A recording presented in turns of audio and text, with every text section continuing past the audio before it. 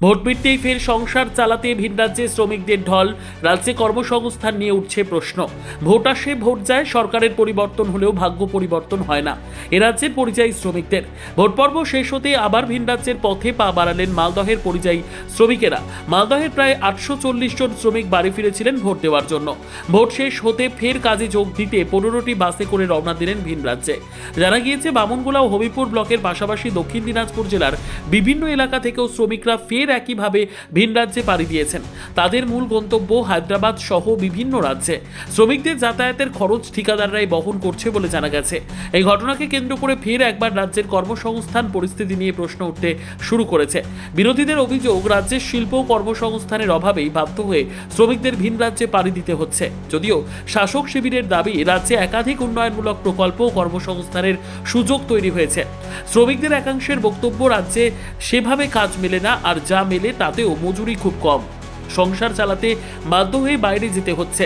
ভোটের সময় শ্রমিকদের ফিরে আসা এবং ভোট মিটতেই পুনরায় ভিন রাজ্যে যাত্রা, সংস্থানের সেভাবে কিছু নেই। বর্তমানে পরিবর্তনও চাইছেন শ্রমিকরা। রবিবার রাতে 12 মাইল এলাকা থেকে প্রায় 15টি বাস হায়দ্রাবাদের উদ্দেশ্যে শ্রমিকদের নিয়ে রওনা দিল। এই চক্র ঘিরে রাজ্যের বাস্তব চিত্র নিয়ে নতুন করে রাজনৈতিক চাপানোতর শুরু হয়েছে। সংবাদটি নিবেদন করছেন স্বস্তিলোক উৎসব ভবন, গঙ্গারামপুর, দক্ষিণ দিনাজপুর। আসছিলাম। ভোট শেষ এখন কি চলে যাচ্ছে না আমরা? হ্যাঁ, ভোট শেষ হয়ে গেছে, বাড়ি থেকে এখন যেতে হচ্ছে। কেন আমাদের রাজ্যে তো কাজ আছে, কাজ যে কাজ আছে ওই কাজে আমার পয়সা হচ্ছে না। এদিকে 400-500 টাকা দিন হচ্ছে, আর ওখানে গেলে আমার 1200-1300 টাকা দিন পাই। তাতে আমার ফায়দা ভালো। এবারে আমাদের পশ্চিমবঙ্গের থেকে বাইরে বেশি টাকা দিচ্ছে। হ্যাঁ, পয়সা বেশি আছে। আপনারা কোথায় যান এই কাজ? হায়দ্রাবাদ, কেউ মুম্বাই, কেউ চেন্নাই, বিভিন্ন জায়গাতে আমরা যাই। এই যে ঘর বাড়ি সংসার ছেড়ে যে বাইরে যেতে হয়, খারাপ লাগে না? খারাপ তো লাগে, মনে খুব কষ্ট লাগে, তারপরে যেতে হয় বাধ্যগত। রাজ্যে যদি পরিবর্তন হয় সরকার, হ্যাঁ, সরকার পরিবর্তন যদি হয়, আমাদের ইনকাম চাই। সরকার এটা থাক আর অন্যটা থাক, আমাদের কিছু যায় আসে না। আমাদের পয়সা ইনকাম যেখানে, আমাদের সেখানে কর্ম করতে হবে। কতদিন ধরে বাইরে গেল? আমার তো লকডাউন থেকে কাম করছি। মানে 6-7 বছর হয় না। হ্যাঁ, আপনার নাম? কিসের জন্য? মানে 18 তারিখে গাড়িতে চড়ছি, এখানে 20 তারিখে পৌঁছাই। কেন কিসের জন্য আসি? এখানে আসি ভোট দিতে। শুধু মাত্র ভোট দেওয়ার জন্য? হ্যাঁ, ভোট দেওয়ার জন্য। ভোট তো শেষ, এখন চলে যাচ্ছে। হ্যাঁ, আচ্ছা। কোথায় কোথায় কাজ করে? আমরা হায়দ্রাবাদ। কতদিন ধরে বাইরে থাকো? বাইরে আমাদের কাজ করছি, ম্যাক্সিমাম 5 বছর ধরে কাজ করা হচ্ছে আমার।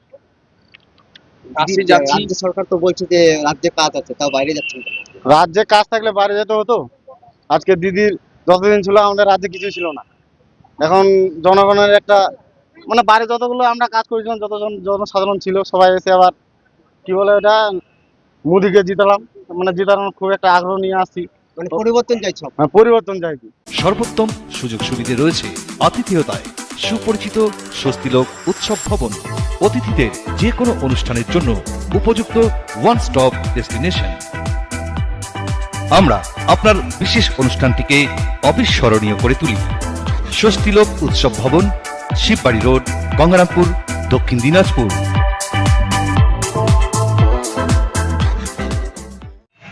দেখুন, পশ্চিমবঙ্গে বড়িতে এসে যেসব শ্রমিক বাইরে রাজ্যে কাজ করে চলে যাচ্ছেন, তা নিয়ে বিজেপির নেতারা অনেক মিথ্যা কথা বলছেন, অনেক উল্টাটা কথা বলছেন, পশ্চিমবঙ্গ সরকারের দুর্নাম করছেন এবং মানুষকে বিভ্রান্ত করছেন।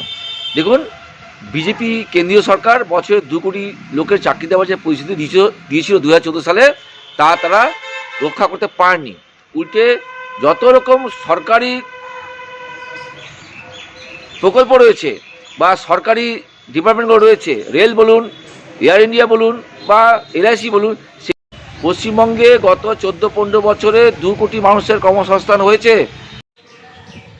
পশ্চিমবাংলার পরিবর্তনের সব থেকে মনে করি যে সবারই ভূমিকা আছে, কিন্তু সব থেকে আমার মনে হয়েছে যারা খুব গুরুত্বপূর্ণ ভূমিকা পালন করেছে তারা হচ্ছে ভিন রাজ্যে আমাদের পরিযায়ী শ্রমিক। তারা যেভাবে কষ্ট করে ভিন রাজ্য থেকে কোথাও গোয়া, পশ্চিমবাংলার আজকে শিক্ষিত বেকার, আজকে প্রায় 60,000 শিল্প কারখানা বন্ধ হয়ে যাওয়ার ফলে পশ্চিমবাংলার শিক্ষিতরা আজকে পরিযায়ী শ্রমিকে পরিণত হয়েছে। পশ্চিমবাংলায় পরিবর্তন হলে আর পশ্চিমবাংলায় শিল্প ফিরে আসবে। পশ্চিমবাংলায় যেভাবে তৃণমূল কংগ্রেসের আর ফার্মাররা যেইভাবে পশ্চিমবাংলায় সন্ত্রাস করে আর শিল্প কারখানা এগুলো বন্ধ হয়ে গেছে, কারখানা গড়ে উঠবে আর এখানকার বেকারদের আর ভিন রাজ্যে যেতে হবে না। ব্যুরো রিপোর্ট, উত্তর বাংলা সংবাদ।